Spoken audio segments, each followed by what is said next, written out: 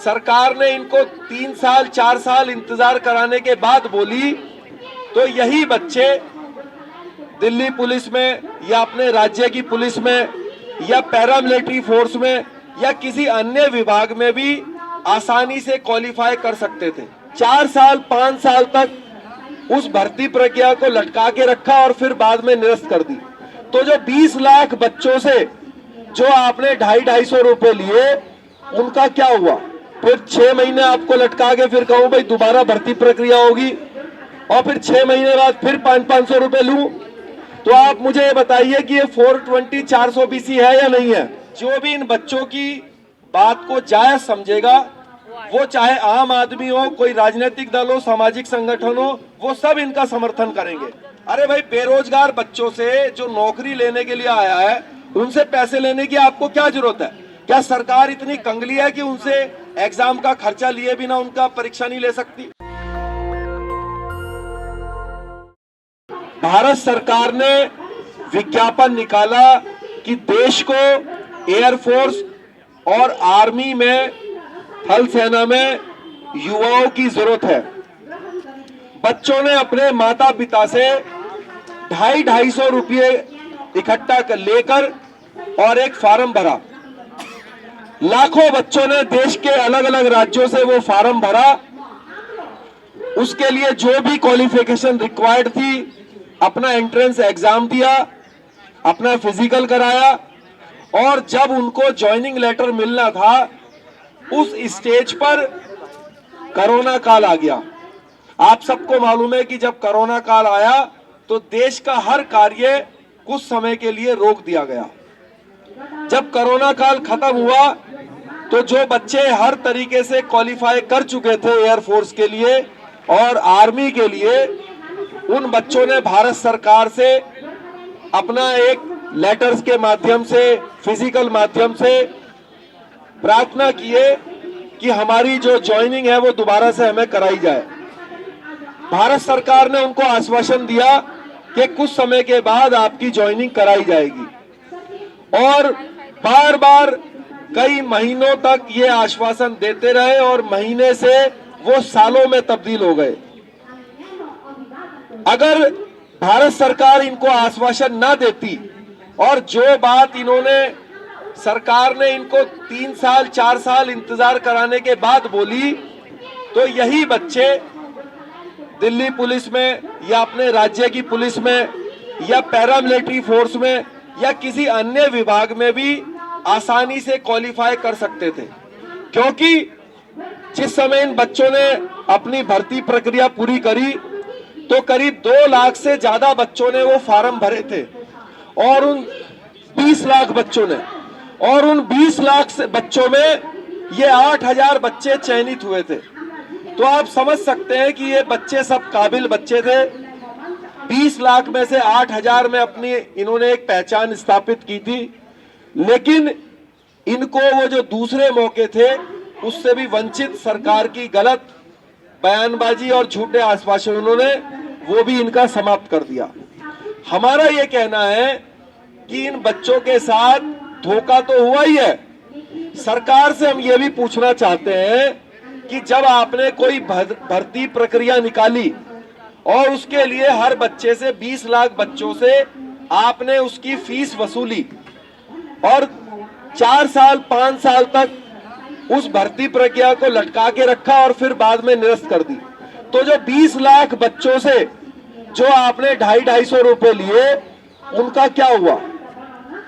अगर मैं सरकारी रूप में ना होके एक प्राइवेट रूप में ऐसा करूं कि किसी अपनी कंपनी के लिए भर्ती प्रक्रिया निकालूं, आपसे 500-500 रुपये, 1000 रुपये जो है आपसे जो है फीस के माध्यम से लूं, फिर 6 महीने आपको लटका के फिर कहूं भाई दोबारा भर्ती प्रक्रिया होगी और फिर 6 महीने बाद फिर 500-500 रुपये लूं, तो आप मुझे ये बताइए कि ये 420 400 बीसी है या नहीं है? अगर आप जाके कंप्लेन करेंगे कि इस व्यक्ति ने हमसे फीस लेकर और फिर भर्ती प्रक्रिया कैंसिल कर दी और किसी को भी भर्ती नहीं करा, तो ये 400 बीसी है। तो सरकार ने खुलेआम इनके साथ 400 बीसी करी, पैसे तो इनसे ऐंठे ही। इसके अलावा जो बच्चे चयनित हुए थे, जो इन बच्चों ने लाखों बच्चों में अपना कंपटीशन देकर अपनी एक पहचान स्थापित की थी, अपने अच्छे परिवार के अच्छे भविष्य के लिए, जो जीवन भर इन्होंने मेहनत करके एग्जाम क्लियर किया था, अपने अच्छे भविष्य, इस देश की सुरक्षा के लिए जो लोग अपने जान की बलिदान देने के लिए भी तैयार थे, ऐसी नौकरी का चयन किया था, उन बच्चों के साथ अन्याय हुआ है। इसलिए हम लोग इनके साथ शुरू के दिन से ही हम इनके साथ हैं। राष्ट्रवादी जनलोक पार्टी इनके साथ है। एक भाई मुझसे ये कह रहे थे कि भैया आपने ये टोपी या ये लगाया हुआ है, ये अच्छा मैसेज नहीं दे रहा है। तो हमने इनको कहा कि देखो, अलग अलग सामाजिक संगठन और राजनीतिक दलों के लोग आपका समर्थन करेंगे, तो वो तो अपनी पहचान लेके आएंगे, ये अलग है। ये तो देश के अलग अलग राज्यों से बच्चे आए हुए हैं, हम तो मात्र इनका समर्थन करने के लिए आए हैं। कोई और भी इनका समर्थन करने के लिए आएगा, जैसे कि सुखबीर शर्मा जी कांग्रेस पार्टी की तरफ से आए, तो ये कोई दूसरा राजनीतिक दल भी आ सकता है, कोई सामाजिक संगठन भी आ सकता है। जो भी इन बच्चों की बात को जायज समझेगा, वो चाहे आम आदमी हो, कोई राजनीतिक दल हो, सामाजिक संगठन हो, वो सब इनका समर्थन करेंगे। तो मैं तो सुखबीर शर्मा जी ने, जैसा कि अब हमने ये बात सबने सुनी, इन्होंने ये कहा कि भाई कांग्रेस पार्टी ने इनको भेजा है, ये निजी रूप से नहीं आए, कांग्रेस ने इनको समर्थन देने के लिए भेजा है। तो मैं इन युवाओं के लिए आपसे डिमांड करता हूं, क्योंकि आप एक राष्ट्रीय दल हैं, पार्लियामेंट भी शुरू हो रही है, तो आप ये मुद्दा पार्लियामेंट में भी उठवाइए, इन बच्चों का मुद्दा। मैं इन बच्चों से निवेदन करूंगा कि आप अपने मुद्दे को लिखित में हर राजनीतिक दल को दीजिए, आपकी बात को लोकसभा में भी उठाया जाएगा, दूसरे राज्यों के जो है अपने विधानसभाओं में भी उठाया जाएगा, और हर प्रकार से कोशिश होगी कि आपको आपका अधिकार मिले। और जैसा कि दुष्यंत सिंह जी जो हमारे राष्ट्रवादी जनलोक पार्टी के महामंत्री हैं, उन्होंने कहा भय बीन होत न प्रीत।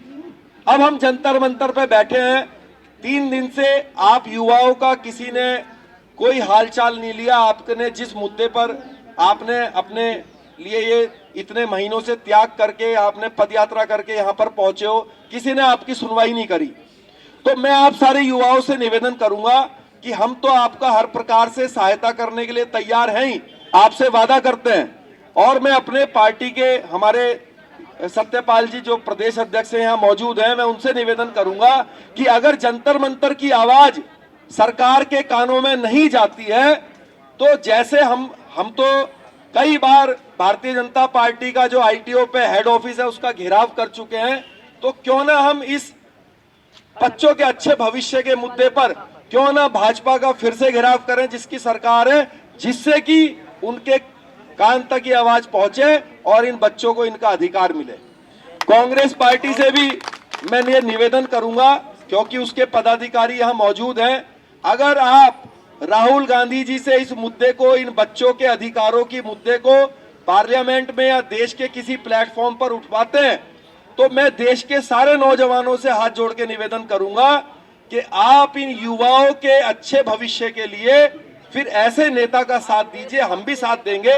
जो बात, जो भी व्यक्ति, जो भी नेता, जो संगठन, जो राजनीतिक दल, जो भी देश के अच्छाई के लिए बात रखेगा, हम एक राष्ट्रवादी होने के नाते उनका हमेशा समर्थन करेंगे।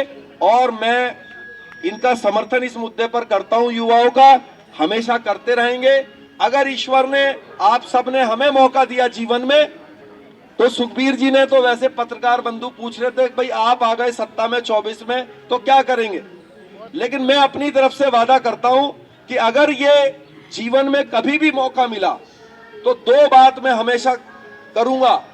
एक तो जो भी बेरोजगार बच्चे फार्म भरते हैं, जिन बच्चों का दाखिला उसमें हो जाएगा, उनकी फीस तो हम वापस नहीं करेंगे, लेकिन जिन लाखों बच्चों का दाखिला नहीं होगा, कम से कम आधे पैसे सरकार को उनके वापस करवाएंगे। अगर हमारी सरकार बनती है, जो जायज खर्चा होगा सिर्फ वही उन बच्चों से लिया जाएगा। वैसे ही बेरोजगार है, अरे भाई बेरोजगार बच्चों से जो नौकरी लेने के लिए आया है, उनसे पैसे लेने की आपको क्या जरूरत है?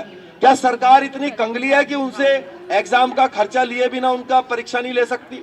आप जो है लोगों को फ्री में इतने घोटाले हो रहे हैं, इतना जो है अरबों खरबों लेके लोग भाग रहे हैं, तो जो बेरोजगार बच्चे हैं देश के लाखों करोड़ों, उनसे पैसे ऐंठने सरकार को जरूरी है क्या? तो इस चीज को भी मैं, हमारी पार्टी राष्ट्रवादी जनलोक पार्टी इसको भी खत्म करेगी। जो भी कोई भी एग्जाम इंडिया में होगा, भारत में होगा, उससे कोई भी पैसा लेने की जरूरत मैं नहीं समझता कि बेरोजगार बच्चों से लेने की जरूरत है। तो पैसे आप लो शुरू में, जिससे कि आलतू फालतू बच्चे ना भरें, लेकिन फिर आप उसको रिटर्न करो जिन बच्चों का दाखिला नहीं हो पा रहा है। और मैं जितने भी ये जो हमारे युवा बच्चे हैं, मैं इनकी हिम्मत को बहुत बहुत सलाम करता हूं और सुखबीर शर्मा जी के माध्यम से कांग्रेस पार्टी और देश के अन्य राजनीतिक दलों से हाथ जोड़ के निवेदन करता हूं कि आप इन युवाओं का साथ दीजिए। ये युवा देश के लिए अपने कार्य करने के लिए जो है यहाँ पर भी बैठे हैं। भाई नौकरी तो ये दूसरी भी प्राप्त कर सकते थे, लेकिन इन बच्चों ने एयरफोर्स, थल सेना के लिए अपनी जो है मेहनत करके काबिलियत से पाई थी, लेकिन वो इनको नहीं दी जा रही है। ये अन्याय है। नेशनल दस्तक की आपसे गुजारिश है कि अगर इसको बचाना चाहते हैं तो नेशनल दस्तक को सब्सक्राइब करने के लिए रेड कलर के सब्सक्राइब बटन को दबाएं, फिर बेल आइकन की घंटी दबाएं। नेशनल दस्तक को बचाने के लिए बहुत जरूरी है कि हर खबर को शेयर करें, लाइक करें, कमेंट जरूर करें।